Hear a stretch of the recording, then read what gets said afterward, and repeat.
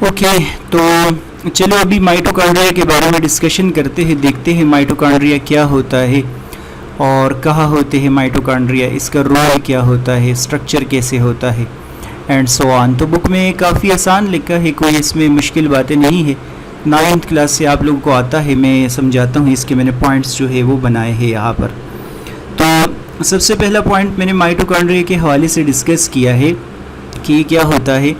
ये एक ऑर्गेनेल होता है, इट इज़ एन ऑर्गेनेल ही है। याद रखना है आप लोगों ने कि mitochondria double membrane bounded organelle ही होता है। क्लोरोप्लास्ट भी डबल मेम्ब्रेन बाउंडेड है, न्यूक्लियस भी डबल मेम्ब्रेन बाउंडेड है और माइटोकॉन्ड्रिया भी डबल मेम्ब्रेन बाउंडेड होता है। इसके बाद मैंने नेक्स्ट पॉइंट नोट किया है कि माइटोकॉन्ड्रिया सिर्फ और सिर्फ यूकैरियोटिक सेल्स में पाया जाता है, प्रोकैरियोटिक सेल्स के अंदर कोई भी माइटोकॉन्ड्रिया नहीं होता। सबको पता है membrane bounded organelles prokaryotic cells में एब्सेंट होते हैं, ठीक है। इसी वजह से मैंने नेक्स्ट पॉइंट लिखा है कि they are absent in prokaryotic cells. इसके बाद मैंने नेक्स्ट पॉइंट नोट किया है कि जब हम इसको माइक्रोस्कोप के अंदर देखते हैं तो यह हमें रॉड लाइक स्ट्रक्चर दिखता है, वेसिकुलर सेक लाइक स्ट्रक्चर दिखता है, या बुक में स्पेशली डिस्कस किया होगा कि ऐसे शू शेप स्ट्रक्चर दिखता है। माइटोकॉन्ड्रिया रॉड की तरह दिखता है और शू शेप स्ट्रक्चर दिखता है या वेसिकल के फॉर्म में नज़र आ रहा होता है हमें। बहुत इंपॉर्टेंट पॉइंट है माइटोकॉन्ड्रिया के बारे में कि ये सेल्फ रेप्लिकेटिंग होता है। सेल्फ रेप्लिकेटिंग का मतलब होता है कि ये अपने जैसे कॉपीज़ बना रहा होता है, ये अपनी कॉपीज़ बना सकता है। माइटोकॉन्ड्रिया आप लोग बोलेंगे कि इसका नंबर जो है वो सेल के अंदर बढ़ रहा होता है और कम हो रहा होता है, बाइनरी फिशन की मदद से या बोले फिशन की मदद से अपने कॉपीज़ बना के अपना नंबर इंक्रीज़ कर रहा होता है। ये मैंने लिखा भी है कि माइटोकॉन्ड्रिया डिवाइड बाय कौन सा प्रोसेस, फिशन या बाइनरी फिशन आप लोग बोल सकते हैं। नेक्स्ट मैंने लिखा है कि माइटोकॉन्ड्रिया चूँकि डिवाइड हो सकता है तो इसको डिवाइड होने के लिए बाकायदा इनके पास अपनी एक मशीनरी पड़ी होती है। तो आप लोग बोलेंगे कि माइटोकॉन्ड्रिया के पास अपना डीएनए भी होता है और अपनी राइबोसोम्स भी होते हैं। आगे जाके हम डिस्कस करेंगे कि इसके पास अपना डीएनए और राइबोसोम कहाँ से आ गया, लेकिन ये इसके हवाले से एक यूनिक सा आइडिया है कि माइटोकॉन्ड्रिया में अपने डीएनए और राइबोसोम्स मौजूद होते हैं और इसके जो राइबोसोम्स होते हैं वो 70S होते हैं।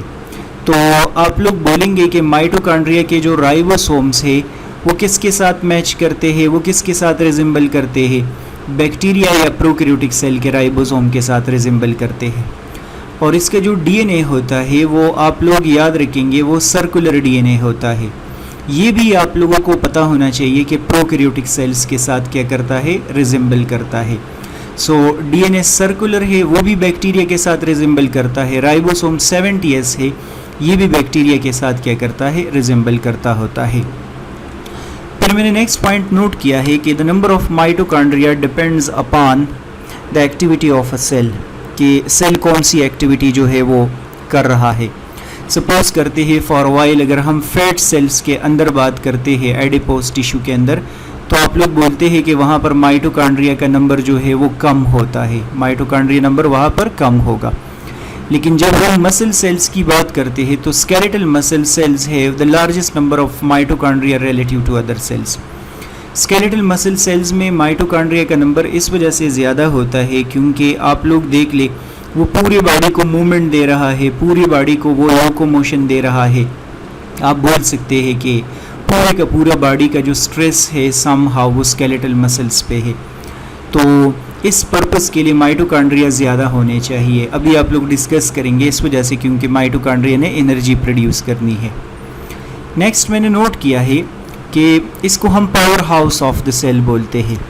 माइटोकॉन्ड्रिया को असल में पावर स्टेशन या power house of the cell इस वजह से कहा जाता है क्योंकि इसका काम क्या होता है, इसका काम होता है एटीपी प्रोडक्शन। मैंने लिखा है it is involve in aerobic respiration या एटीपी प्रोडक्शन। ये एरोबिक रिस्पायरेशन या एटीपी प्रोड्यूस कर रहे होते हैं, ठीक है। और इसी वजह से हम इसको पावर हाउस बोलते हैं। तो आप देखें कि मसल सेल्स में माइटोकॉन्ड्रिया क्यों ज़्यादा है, क्योंकि मसल सेल्स ने पूरी बॉडी को मूव कराना है और उसके लिए बहुत सारे क्या चाहिए, एटीपी चाहिए, बहुत सारी एनर्जी चाहिए, तो इस वजह से उसमें ज़्यादा होंगे, ठीक है। ये तो खैर इसके बारे में कुछ जनरल सी बातें हैं, आसान सी बातें हैं जो सबको पता है। हमने माइटोकॉन्ड्रिया का स्ट्रक्चर ब्रीफली डिस्कस करना है। कुछ मैंने पॉइंट्स यहाँ पर लिखे हैं और कुछ मैं डायग्राम के अंदर जो है वो डिस्कस करूँगा, तो कोई मुश्किल बातें नहीं है, बस सुन ले आप लोग। सबसे पहला मैंने लिखा है कि it is double membrane bounded structure. जिस तरह हमने न्यूक्लियस के बारे में डिस्कस किया था कि वो डबल मेम्ब्रेन बाउंडेड स्ट्रक्चर होता है, इसके दो मेम्ब्रेन्स है, क्लोरोप्लास्ट के भी दो मेम्ब्रेन्स है। मैंने लिखा है कि इसका आउटर मेम्ब्रेन जो है वो स्मूथ है। ये वैसे 9th क्लास से सबको पता है कि आउटर मेम्ब्रेन इसका स्मूथ है। हाँ, ये आप लोगों को नहीं पता 9th क्लास से। इसके अंदर छोटे छोटे प्रोटीन्स होते हैं और उन प्रोटीन को हम बोलते हैं पोरिन्स, तो उसकी वजह से आउटर मेम्ब्रेन इसका फ्रीली परमिएबल होता है। सब्सटेंसेस डिफ्यूजन की मदद से इजीली एंटर हो सकते हैं और लॉस हो सकते हैं। तो ये पॉइंट आप लोगों को नहीं पता, इसको बस याद कर ले कि outer membrane of mitochondria is freely permeable, smooth होता है। उसके अंदर पोरिन्स होते हैं। पोरिन्स छोटे छोटे ये जो प्रोटीन्स है या ये जो पोर्स है, इनको हम पोरिन्स नाम देते हैं। इसके बाद मैंने लिखा है कि इनर मेम्ब्रेन इसका जो होता है that is highly folded and is selectively permeable membrane. Inner membrane को आप लोग देख लें, मैंने हाईली फोल्डेड बनाया है और सेलेक्टिवली परमिएबल मेम्ब्रेन का मतलब ये सेमी परमिएबल मेम्ब्रेन होता है। सेमी परमिएबल मेम्ब्रेन का मतलब होता है कि इसके अंदर कुछ चीज़ें जो है वो पास हो सकती है और कुछ चीज़ें इसके अंदर पास नहीं हो सकती। ठीक है, so inner membrane is semi permeable या सेलेक्टिवली परमिएबल और हाईली फोल्डेड होता है। नेक्स्ट पॉइंट मैंने नोट किया है कि infoldings in inner mitochondrial membrane are called cristae, they increase surface area for respiration. ये जो आप लोग देख रहे हैं ना, यहाँ पर ये इनफोल्डिंग है, ये इनफोल्डिंग है, ये है, ये है, ये वाला है, ये वाला है। तो इन इनफोल्डिंग्स को हम क्या बोलते हैं? इसको हम क्रिस्टाई बोलते हैं। और क्रिस्टाई क्यों बने? आप लोग देख ले, इन दोनों मेम्ब्रेन को आप ओपन कर ले तो इनर मेम्ब्रेन का सरफेस ज़्यादा हो जाएगा। मैं अगर इस इनर मेम्ब्रेन को ओपन कर दूं तो ये ज़्यादा एरिया जो है वो कवर कर देगा। तो इनफोल्डिंग्स या क्रिस्टाई का फंक्शन होता है सरफेस एरिया बढ़ाना। सरफेस एरिया क्यों बढ़ाना? ताकि ज़्यादा से ज़्यादा एरोबिक रिस्पायरेशन हो, ज़्यादा से ज़्यादा एटीपी बन जाए, ज़्यादा से ज़्यादा एनर्जी बन जाए। ठीक है, नेक्स्ट पॉइंट मैंने लिखा है कि the inner surface of cristae contains ATP synthase enzymes, जिसके दो पार्ट्स होते हैं, F0 और F1 पार्टिकल्स। ठीक है, सो अभी मैं आप लोगों को डायग्राम दिखाऊंगा। डायग्राम में आप लोग देखेंगे कि जो इनर पार्ट होता है माइटोकॉन्ड्रिया का, उसमें आप लोग नोट करेंगे कि एटीपी सिंथेज एंजाइम होता है और एटीपी सिंथेज एंजाइम एटीपी बनाता है। इसके खुद दो पार्ट्स होते हैं।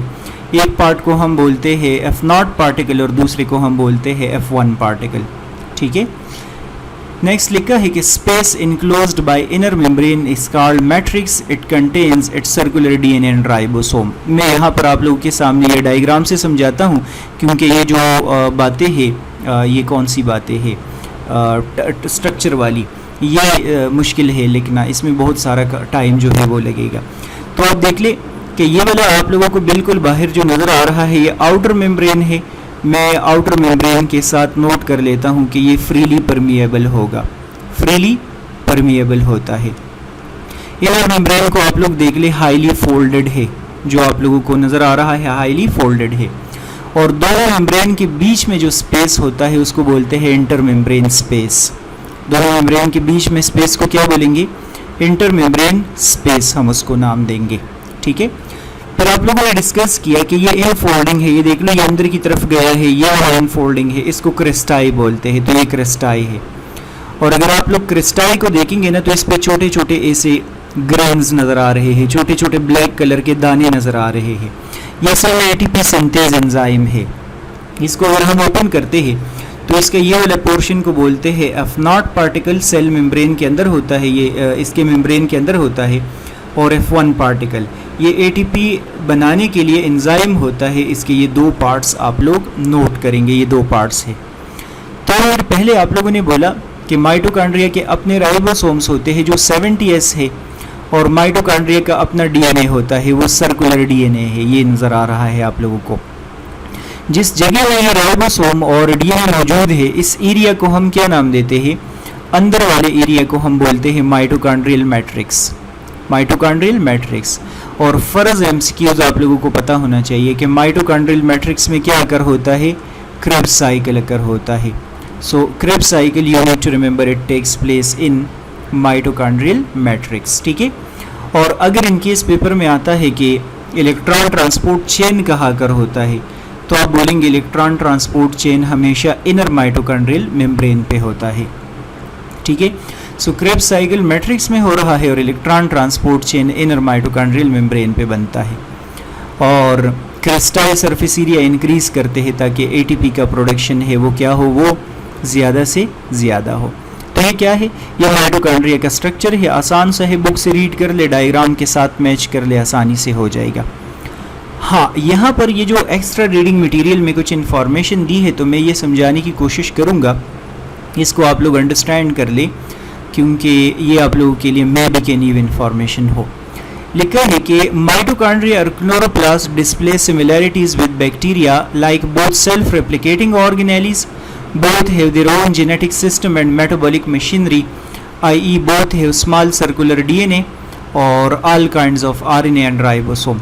लिखा है कि ये जो माइटोकॉन्ड्रिया और क्लोरोप्लास्ट है ये बैक्टीरिया के साथ रिजेंबल करते हैं। माइटोकॉन्ड्रिया और क्लोरोप्लास्ट दोनों सेल्फ रेप्लिकेटिंग है, अपने कॉपीज बनाते हैं। इसके अंदर अपना सर्कुलर डीएनए होता है और इसके अंदर अपने आरएनए होते हैं और अपने राइबोसोम्स मौजूद होते हैं। क्वेश्चन ये है कि ये क्यों इसके अंदर अपना सब कुछ मौजूद है माइटोकॉन्ड्रिया में। लिखा है कि an interesting fact about them is that they are capable to survive outside the cell in artificial medium if carefully fractionated. कि अगर हम माइटोकॉन्ड्रिया को और क्लोरोप्लास्ट को सेल से बाहर निकालते हैं तो ये सेल के बगैर जिंदा सर्वाइव कर सकते हैं, अकेले रह सकते हैं। तो ये क्या बात हो गई, ये तो सेल से आप किसी ऑर्गेनेली को निकाल रहे हैं और वो कैसे सर्वाइव कर सकता है। ऑर्गेनेलीज तो सेल से छोटे होते हैं और हमने पढ़ा है कि सर्वाइवल सिर्फ सेल ही कर सकता है independent. Based upon these observation evolutionist believe that they were independent organisms and their early ancestor eukaryotic engulf them. लिखा है कि चूंकि ये सेल्फ रेप्लिकेटिंग भी है, अपने कॉपीज भी बना सकते हैं, तो बायोलॉजिस्ट का इसके बारे में ख्याल है कि अर्लियर टाइम्स में ये बैक्टीरिया हुआ करते थे, एक लार्ज सेल आ गया, उसने इनको इनगल्फ कर दिया, तो एक सेल से माइटोकॉन्ड्रिया बन गया और दूसरे से क्या बन गया, क्लोरोप्लास्ट बन गया। लार्ज सेल ने इसको इनगल्फ किया। Eventually the engulf cell formed a relationship with the host in which they were enclosed. ये जो सेल है ना, इसने इस सेल के साथ रिलेशनशिप बनाया। इसको हम बोलते हैं एंडोसिम्बायोसिस। एंडोसिम्बायोसिस में ये दोनों एक दूसरे को फ़ायदा दे रहे हैं, नुकसान नहीं दे रहे। Therefore, they are supposed as organism within living thing। ये आप समझिए कि बैक्टीरिया और जो माइटोकॉन्ड्रिया और क्लोरोप्लास्ट है ये असल में लिविंग सेल्स है, लेकिन और सेल के अंदर रह रहे हैं। Mitochondria divide in this way, their number doubles before division. ठीक है, नंबर इसका बढ़ता है। और लाइसोसोम के बारे में लिखा है कि वो इसके नंबर को रेगुलेट करता है। आप लोग पढ़ते हैं कि लाइसोसोम का टॉपिक पढ़ा है कि अगर माइटोकॉन्ड्रिया ज़्यादा हो जाए तो वो उसको कम कर देते हैं। ठीक है, दूसरा जो इंटरेस्टिंग पॉइंट है वो ये है कि excess of mitochondria are digested. ये तो हो गया, चलो। Because mitochondria are contained within the egg cell. ये बात आप लोगों ने वैसे जनरल भी सुनी होगी, 1 मिनट के लिए इधर देख ले। फर्टिलाइजेशन जब होता है ना तो उसमें ये एग है और ये यहाँ स्पर्म आता है।